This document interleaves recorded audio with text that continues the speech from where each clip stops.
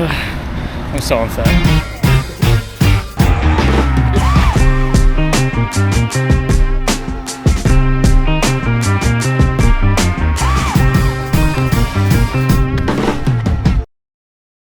Welcome to episode 1 of GC3. It's been a hot minute since we last chatted, so let's go over the last 3 weeks. At the end of April, I flew out to Boston for the New Balance Innovation Tour. We got to see the track, we got to run on the track, we got to see their sports research lab, we got out to a Boston Red Sox game, and then of course we watched the marathon on Marathon Monday. Then the weekend I got back from Boston, we took a train to Ballarat for the Ballarat Marathon. I had my friend and running coach, Andy Good, over from New Zealand. He was staying with us. We trained up there and linked up with Dave, Marty, and Rinny from the Gold Coast. So everyone in that group was running the marathon apart from me. Andy is an elite runner. He had an elite bib. He was going for 218, 219. Dave was trying to break the elusive 245. Rinny was there to pace Dave, and Marty was sort of just using it as a bit of a long run. We had such a fun weekend hanging out with those guys. I think those memories during marathon weekends, we were hanging out with friends and just talking shit, having a good time. I think those are the ones that really matter. That weekend really got me fired up to get ready to train for the Gold Coast Marathon. I'll definitely recommend you go and watch Dave's Ballarat recap video. It's a lot of fun, 27 minutes long. Sit down, pre-run, and get amped. I'll leave it linked below. I decided that I was going to run the Gold Coast Marathon probably about 2 or 3 weeks ago. It was a decision where if I didn't run the marathon this time around, I probably wouldn't run a marathon until October, Melbourne Marathon, which I'm signed up for. And I think that's just too long between marathons. It would be 18, 19 months. And so Andy and I sat down, we said we can probably put in like a good 10-week block and then try and run something good. I think I'd love to break 3 hours, but even if I have to pull that goal back and try and run 305 or 310 or just PB, I'll be happy with that just to get another marathon under the belt. At the start of the year when I was training for Ballarat, I was definitely the fittest I've ever been. There was some sessions there. I remember doing a 2x4K down at Albert Park with Tess and Jamie and running 3:45s for the last 4K and it just feeling like easy. So I'm hoping over the next 10 weeks, especially in the next 4 to 5, 6 weeks, I can sort of regain some of that fitness, hoping it'll come back nice and quickly. And then as long as I can get in enough volume and get in enough long runs with marathon pace efforts in it, I think I'll be able to show up to the Goldie early July and run a good race. So we finished week 1 of training last week. I really wanted to just emphasize the week's focus being on just running. Don't worry about pulling out the camera, trying to document anything. Just get 1 week under the belt, 1 good week of running. Don't worry about trying to film anything, and that be the focus. And the week went really well, and so we'll break it down quickly, and then I'm going to run you through what I'm going to try and achieve during this 10-week training block, what I've learned from training for Ballarat, and how I'm going to apply some of that stuff over the next 10 weeks. So week 1, Monday, we start off 40 minutes easy, which is pretty standard for a Monday. Usually it's off the back of a harder workout on Saturday, and then sort of like a medium to long run on Sunday. So Monday's always nice and easy. 40 minutes easy, 5:38 average pace, 7.11 kilometers. Tuesday was going to be interesting. It's the first session back for a while. I hadn't done a session for quite some time. I jumped in at an AM/PM session on a Thursday a few weeks ago, and we were doing 4 sets of 4 reps of 300 meters. And that cooked me. So I wasn't sure how I was going to go with this. It was 20-minute warm-up, then a 10-minute tempo, 5 minutes at threshold, 10-minute in tempo, so 25 minutes of unbroken work. And the aim was just sort of to run to feel. There was some pace ranges there. So for the first 10 minutes, averaged a 4:12 per kilometer pace. The 5 minutes at threshold, I was trying to get down to 3:55 to 4 minutes per kilometer. And I managed to do that for the first like 400 to 500 meters. But if you know Princes Park in Melbourne, as you sort of head north and turn left at the top end, you go uphill a little bit. And I found that I pushed quite hard during that section, got to the top. The lactic buildup in my legs was hectic. They just felt super dead. And then I sort of just kind of jogged as fast as possible for the remainder of the rep. And then it took me like another 5 minutes to start feeling good. So 5 minutes halfway through the 10-minute rep, the back end of that I actually felt pretty decent and managed to close relatively well. But it's amazing what happens when you don't do any threshold work for who knows how long. It's definitely had an effect on sort of where that line is. So hopefully with good work over the next 5-6 weeks, we can sort of bring that back down to somewhat where it was. 4:12 average pace for the first 10 minutes, 4:10 for the 5 minutes, which was meant to be threshold, and then 4:16 for the last 10 minutes. So that was 13.49 kilometers for Tuesday. That night, I also did the sauna for 18 minutes. I'll touch on this later, but you'll see this quite commonly as I go throughout the rest of the week. Wednesday, I ran 40 minutes easy with Tess, 5:16 average pace, 7.12 kilometers. And then that night, I actually found a playlist from the running app Runner, and they have a Pilates playlist, which is like 28 sessions. So I did one of those. I felt really good afterwards. It wasn't anything intense. A lot of core work, a lot of sort of hitting the smaller muscles that you might not get doing traditional strength training. And I really enjoyed it. So I think it's probably something I'll incorporate maybe once or twice a week throughout this block. But again, I'll sort of touch on that later. And then again, I did the sauna that night for 22 minutes. Thursday, 80-minute medium long run, 5:32 average pace, 4.48 kilometers.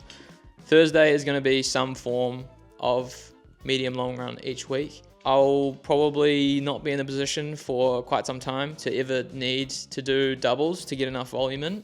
So Thursday we'll use as a day to get in extra volume, and it will probably end up capping out at maybe an hour 45 for that Thursday run. Friday was a rest day from running, which was probably needed considering the weeks prior to this I had been running on average 25 kilometers a week for the last 6-7 weeks. So body was probably in need of a rest, but I did some sort of prehab calf work. So that included skipping, calf raises, just a bunch of calf exercises, basically somewhere which I'm really weak at. Saturday, we had a good session. So 4 by 2K with a 1K float, 20-minute warm-up, 20-minute cool-down.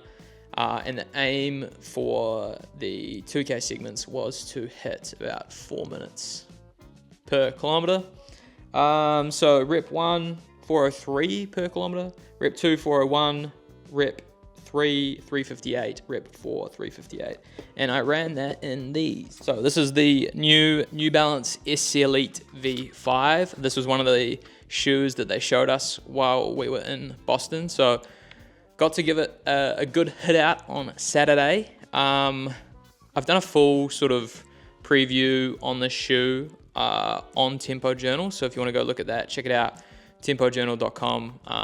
And they sort of got to talk with Chris Morfisi, who worked really closely on the shoe. And a lot of things about the shoe are strongly influenced by world champion and Olympic champion Alex Yee. Hard to stomach as a Kiwi and a Hayden Wild fan. But a lot of the things, a lot of the feedback and a lot of the design changes on the shoe are based off feedback and research with him. So it's really cool. Nice upgrades from V4. I'll hold my opinion until I can actually get a good run in it when I'm feeling somewhat fit, because I don't think it's fair to give a race shoe feedback when I am not in race condition. So that session felt relatively good, all things considered. Really happy to hit those splits, but again, just like a far cry from where I was earlier in the year, and that's totally fine. I guess that's running for you. You sort of go through peaks and troughs, and hopefully we are on the way up. Now, this weekend was really interesting. I was flying to Sydney that afternoon, Saturday afternoon, to go and do a shoot. We're shooting Ali Guy, local Melbourne runner, for Hoka.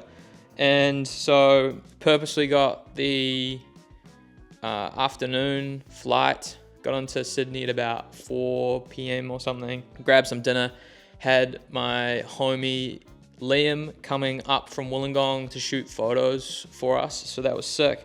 Got to hang out with him that night, and then the next morning we were up at 4:30 to go and shoot the race, which started at 6:40 a.m. And then purposely got one of the earliest flights I could out of Sydney so I could get back to Melbourne and then do my long run, which was an hour 45, which I did on the Cap City Trail.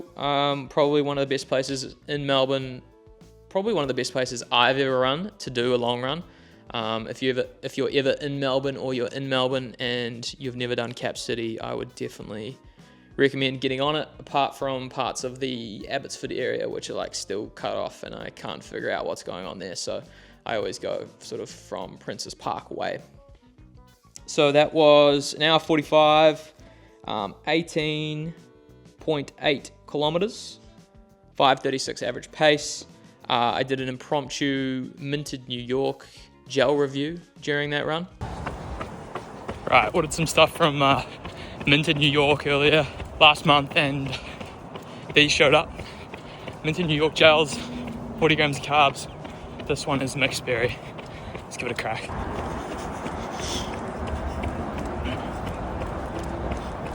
It's amazing.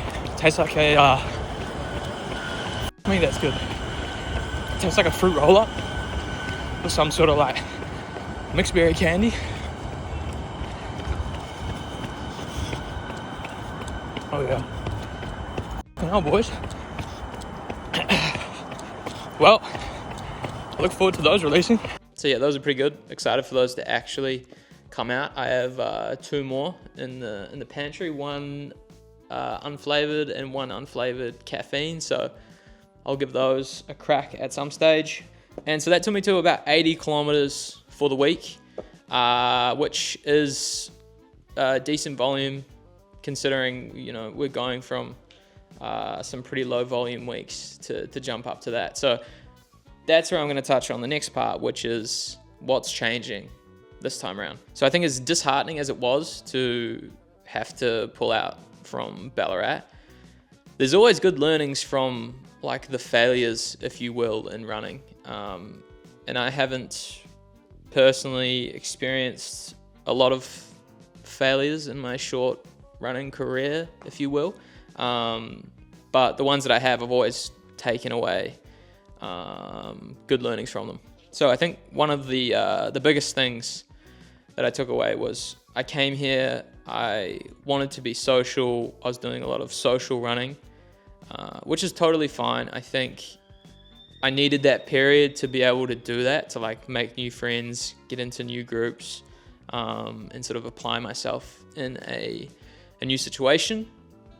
From a running perspective, probably not the best. I think the groups of people that I've ended up sort of hanging out with, a lot of them are really fast runners. Most of them, if not all of them, are faster than me, which is great because I look up to all of those people and can turn to them for advice. But it also means that when they go out and run easy, their easy pace is a lot different to like what my easy pace is. And so I found if I'm going for, say, a Sunday long run, instead of running somewhere between 5:20s to 5:30s, I'd be running 4:45s, 4:50s. It doesn't seem like a lot. It's not like a big difference, but I think when you do that week on week and you accumulate that added toll on the body. It just doesn't add up to being progressive for running. So one of those takeaways was I'm going to be doing a lot of the easy running solo where I can, and then if I'm going to run with someone, just emphasize the fact that, hey, look, I'm trying to run this easy. Let's not get too carried away and start running something that we shouldn't. I guess to sort of tack onto that, I was also doing a lot of sessions with these faster runners, which meant probably running threshold faster than what I would typically be running threshold. And again, just the accumulative stress on the body when you do that week on week resulted in me obviously getting injured. So I will be doing a lot of the training over the next 10 weeks solo, and I'm okay with that. And that is what it's going to work best for me in helping me achieve my goals as I move forward. So running aside, I've identified some other areas that I can obviously work on throughout this prep. A big area is recovery, and I've sort of broken that down into a few sections. And so those are sleep, nutrition, and then I have miscellaneous, which I'll get into. Sleep's a really basic one. Sleep is a really basic one. It's a necessity for life. And during that Ballarat period, while I was training for Ballarat, definitely not getting enough sleep, and a lot of that was due to waking up early to go and do sessions or go and do runs. Big emphasis this prep is I'm going to try and not set an alarm where I can, and sort of just sleep in and let myself wake up naturally. I know that's kind of a luxury, but I'm in the position where I can kind of do that. So where I can, I'm going to do that. I did that this morning. It was great. I had one of the highest sleep scores that I've had in the longest time. So waking up naturally, going to bed early sort of makes sense. Just gives me a longer period to be able to sleep. And then I'll continue using, I've been using it for the longest time, Pillar Performance, triple magnesium. That coupled with, I use a thing called a Shakti mat. I don't know if they have those here in Australia, or if you have them in your part of the world. It's basically, they're an acupressure mat. So it's basically a mat that I lie on each night, and it has little spikes on it, basically. It's supposed to help with blood flow. I've used that religiously for the last 2 or 3 years. I find between that, triple magnesium, I'm out like a light, and hopefully just stay asleep for as long as possible until I'm ready to wake up. Next one, nutrition. I think again, that's like super basic for marathon training or just life in general, but it's definitely something that I've not focused on solely so much. And so that basically means eating more protein, eating more carbs, and making sure I'm properly fueled going into certain sessions. So if I'm hungry, I'm going to eat, and I'm going to prioritize getting in protein and carbs, and that's it basically. Into the miscellaneous section, I found out 2 days ago from a guy in the elevator that our apartment complex has a spa pool. I knew it had a pool. I didn't know it had a spa pool because I'd never actually been into that area. So I'm going to be using that to help with recovery, because there's a lot of benefits to warm water, basically. Increasing blood flow, reducing inflammation, and relaxing muscles. Sounds good to me. Plus, it's a good excuse to go and listen to a podcast.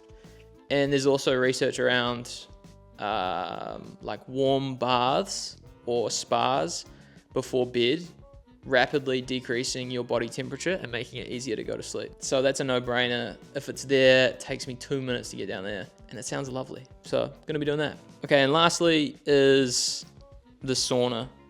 This is mainly for heat adaptation for the Goldie. As we go into the Melbourne winter, from my understanding, it's pretty similar to Christchurch. Gets cold in the mornings, cold in general, maybe not quite as cold as Christchurch. So I'm going to be using the sauna 2 to 3 times a week for probably 15 to 20 minutes.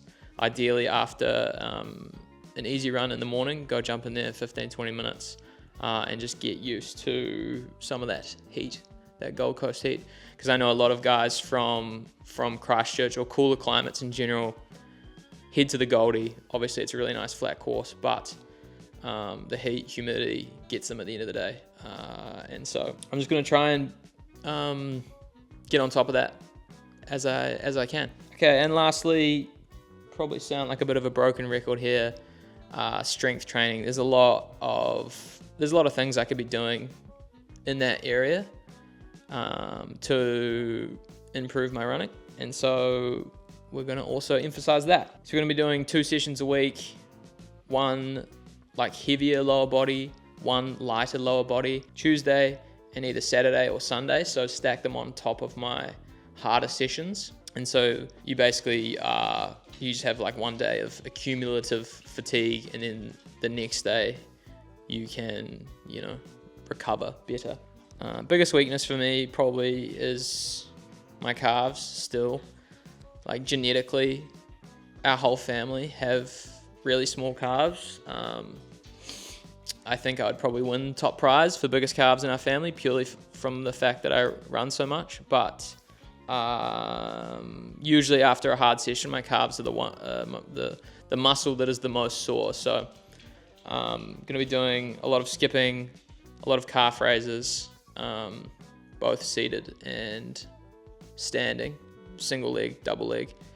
And I'll also be doing some post-tib rehab, which was sort of the issue that took me out of Ballarat. So I've got a protocol around that. I'll be doing that daily. And then included in that, I'll be trying to do 1 Pilates session a week. And then mixed in with all the strength training stuff, I'll be doing some skipping. So skipping just for calf strength, basically. There's a lot to digest there. Mentally, I'm feeling the most focused I have for a long time heading into a marathon prep. So like just getting that first week under the belt felt really good. Heading into this week, I'm excited to wake up in the mornings and go and run. And like 5 or 6 weeks ago, I wasn't. So I think there's a huge mental shift there.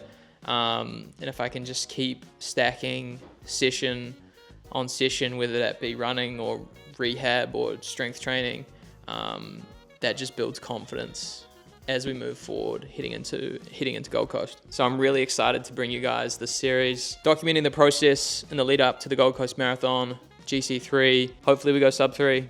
See how we go. Appreciate your support. I'll see you on the next one.